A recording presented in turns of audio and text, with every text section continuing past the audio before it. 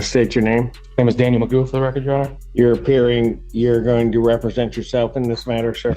Yes, sir. I do have to advise you that in this case, you are charged with the offense of assaulting, resisting, or obstructing a police officer. That is a high court misdemeanor felony, punishable by up to 2 years and or $2,000 fine plus court costs. You understand that? I understand your charge. You understand also that there is great peril in one representing themselves. You understand that, sir? I'm not afraid, Your Honor. All right, guys, buckle up. Today we're diving into a courtroom face-off that grabs you from the very first second. A man walks in, accused of assaulting a police officer, but instead of hiring an attorney, he boldly declares he'll represent himself. The judge warns him about the risks: 2 years behind bars, heavy fines, and the danger of standing alone in court. Still, the man stands firm, calm and composed, saying, "I'm not afraid." That quiet defiance sets the tone for everything that follows. You can feel the tension in the room, the judge testing his patience, and the defendant ready to challenge the system on his own terms. Did you understand what I just said? That there is great peril in representing oneself. I comprehend what you're saying, Your Honor. Hey, what? Either you're going to answer my questions and you're going to answer them properly, or we're going to have a long time and I'm not going to have these people wait. So while you decide how you're going to handle this, I'm going to have you have a seat. I'm going to pass your case. You will come back up and you will learn how to operate within this court. Plain and simple. Have a seat. Have a seat. And you might want to wipe that smirk off your face while you're doing it. Now the pressure builds. The judge demands respect and clear answers, but the defendant keeps playing it casual, as if testing how far he can push the limits. His tone isn't aggressive, it's dismissive, and that's what really stings in a courtroom ruled by decorum. The judge finally snaps, ordering him to sit down and warning, "You might want to wipe that smirk off your face."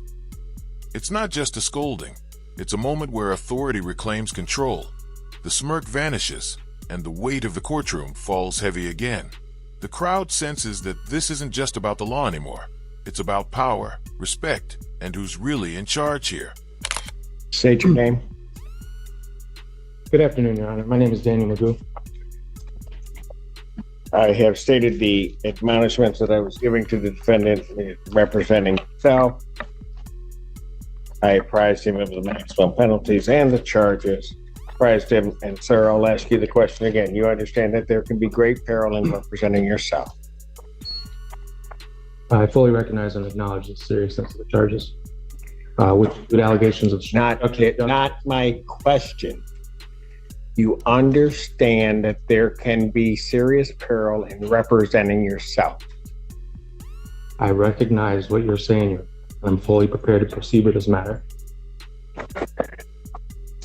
Will you just do me a favor and answer my question? Do you understand that there is great peril in representing oneself? I recognize that. Okay, then stop there. This part is pure verbal chess. The judge asks a straightforward question. Does the defendant understand the peril of representing himself? But instead of a yes or no, the man dances around it, answering with intellectual wordplay. I recognize that. The judge repeats the question, each time with more intensity, but the man never gives in. It's a fascinating clash of pride, one side demanding obedience, the other insisting on independence. You can almost feel the courtroom's discomfort grow with every repetition. The judge's patience thins, the defendant's confidence doesn't waver, and the battle between authority and defiance unfolds right before our eyes. You recognize. Recognize. You understand that that in any of the proceedings that the court would hold you to the same as if you were a practicing attorney, will give no leeway one way or the other, will show no favoritism or no bias because you are representing yourself. You understand that, sir? I recognize what you're saying, Your Honor. You know what? I don't know why you just won't understand. I'm asking you, and I need a direct answer, whether you understand what I am saying, not whether or not you're recognizing the words. Do you understand what I am saying? I understand what you're saying. You want to be, Your Honor, you have a seat. I'm not. Have a seat. Your Honor, I haven't had. Have a seat. You can play games with me all day. I got all day. I got all day. Have a seat.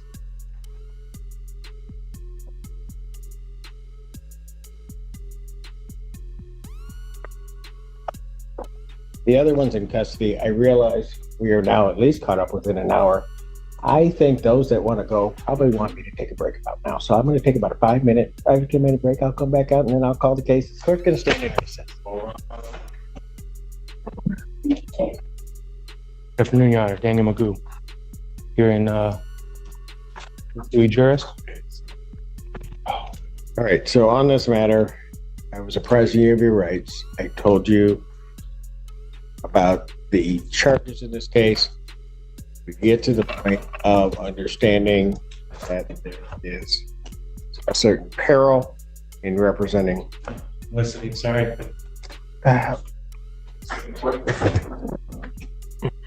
My notes, I apologize, Your Honor. I meant no disrespect.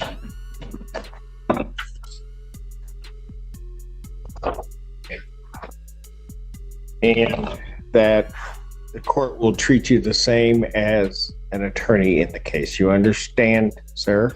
Listen closely to my question. Do you understand that? I do not understand. You do not understand it. No. The court, you will be presumed to know the rules of procedure as well as the Michigan rules of evidence, that the court will not be giving you assistance in regard to this case.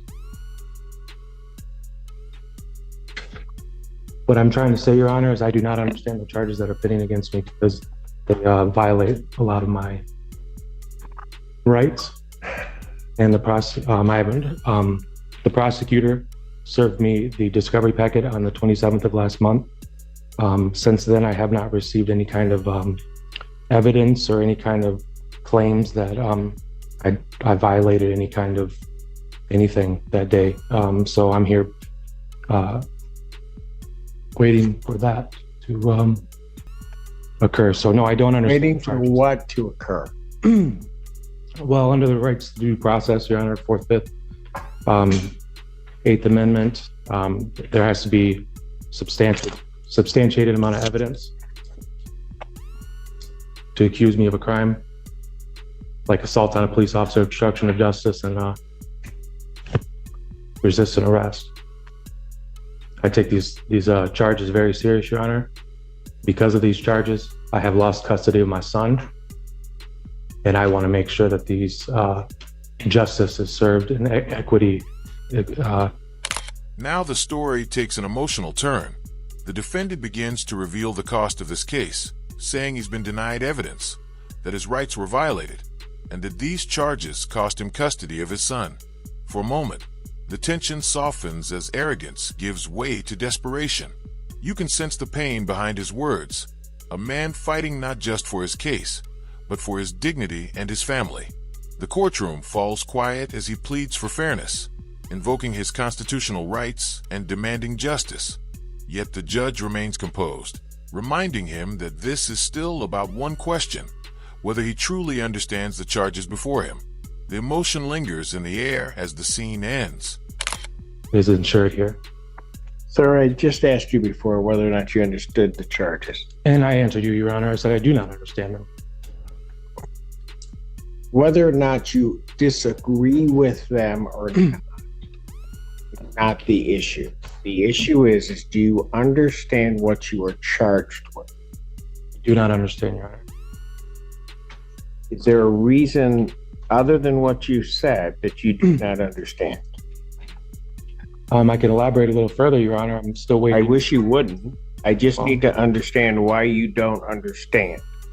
I'm trying to get there, Your Honor, if we could talk I'm about not asking you whether or not you agree that you should be charged. I'm not asking whether or not you believe that you did it. I'm not asking any of that. I'm asking whether or not you understand what you are charged with. Can we agree to disagree on the legalese? We are not going to agree to anything. This is not your game to play here. You play by my rules.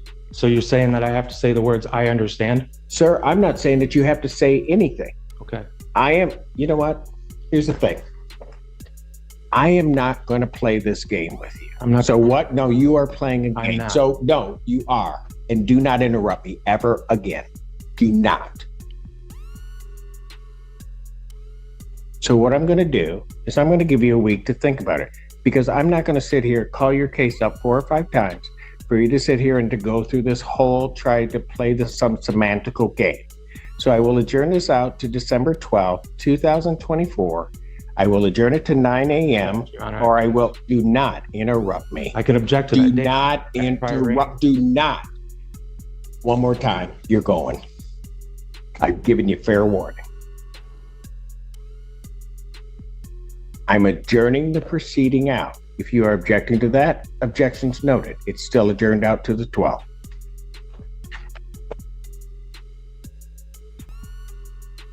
Bond will continue. You Your may Honor, leave now. I have constitutional. You may violation. leave now. Let's go. Mr. I have a right to You a counsel. may leave. Do I not have a right to a counsel? You want an attorney? You may get on an attorney, sir? I need somebody to explain the problem here. Do you wish to be represented by an attorney on this? I do not need to represent myself. I'm presenting myself. I'm the only one that was there in this courtroom. No one was there. I don't recall anybody that was there that day. I'm the only one that knows what happened, Your Honor. Do you wish I was to be violated. represented by an attorney? I'm not going to sit here and argue with you. If you wish to be represented by an attorney. Your Honor, I have constitutional violations. Do you wish to be represented by an attorney, sir? Take an oath to defend the Constitution of the United States of Then, America. if you do not want to answer my question, Mr. Allen, he is to be removed from my court. Court does call the case of the People's State of Michigan versus Daniel Magoo. Good afternoon, Your Honor. Daniel Magoo. All right. Mr. Magoo, you are representing yourself. I do have to apprise you that you are before the court on charge of resisting and obstructing a police officer. That is a high court misdemeanor, or what technically is known as a high court misdemeanor, and or felony punishable by up to 2 years, $2,000 fine plus court costs. There are great perils in representing yourself. In this, you have to understand that I am going to treat you the same as though you know the laws and the rules of evidence. I will not treat you worse because you are not represented. I will not treat you better or grant any favors or try to clarify anything for you. If, for whatever reason, during any point in this proceeding, you wish to be represented by counsel and cannot afford to hire counsel, counsel will be appointed to represent you. As I have in the past hearings asked you to acknowledge what I've said, I'm going to only indicate that I believe that you understand English. You believe that the words that I have said to you are understood, so that we don't get into, you need to remove the gum from your mouth. And thank you. So I will not ask you to acknowledge. I will presume that you do indeed understand everything that I've said. Now, having said that, what are we doing with this case? I'd like to move for evidentiary hearing or You wish to have a preliminary examination? preliminary examination. Yes. Would the people have their witnesses available the second? We can try, Your Honor, but before moving toward that, would the court be willing to make its inquiries about discovery? I am aware of the defendant having filed a writ of mandamus with the Court of Appeals of the State of Michigan. Yes. That was subsequently dismissed without prejudice by the Court of Appeals. Correct. Contained within that, though, there are allegations that my office has violated its Brady obligations and has not provided sufficient discovery. So I'm not sure if we're ready to move forward to preliminary exam. The defendant is saying that he doesn't have all of the discovery. That is the concern of the people. The record I feel compelled to make at this time, though, is that the people have provided, I do believe, paid in this writ of mandamus that has been dismissed, appear to allege that things that have already been denied by this court should be produced. Furthermore, the defendant filed a motion with no notice of hearing attached to it. So there's an outstanding motion in this case as well, with no hearing date scheduled.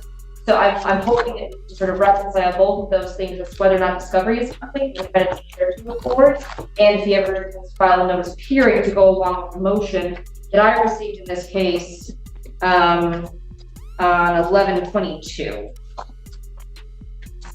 Mr. Magoo, your response. My response is that I thought this was the hearing that we were setting for the motion. So if I have to set a motion for a notice of hearing for that motion, I will do that today, Your Honor, promptly.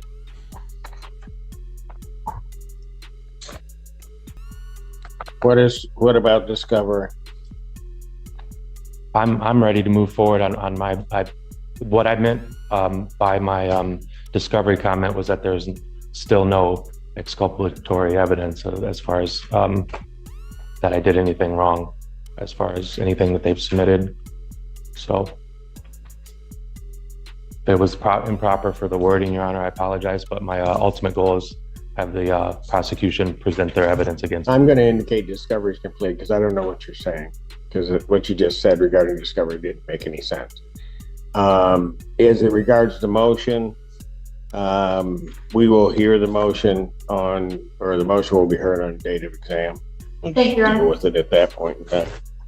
So the people would have their witnesses available on the second. We can try for the second, Your Honor. Preliminary examination in person, January 2nd, 2025, 12 noon, that is before me. Finally, the confrontation reaches its conclusion. The judge announces that he will assume the defendant understands everything that's been said, a subtle but firm message that the court is done debating. Then comes the procedural storm, motions, discovery disputes, and legal arguments flying from both sides. The prosecution insists all evidence has been shared, while the defendant argues crucial information is missing. The judge listens, then cuts through the confusion with authority, declaring discovery complete. He schedules the preliminary hearing for January 2nd, 2025 at noon, a moment that seals the next chapter of this tense legal battle. The gavel strikes, the air settles, and everyone knows this was just the beginning of something bigger.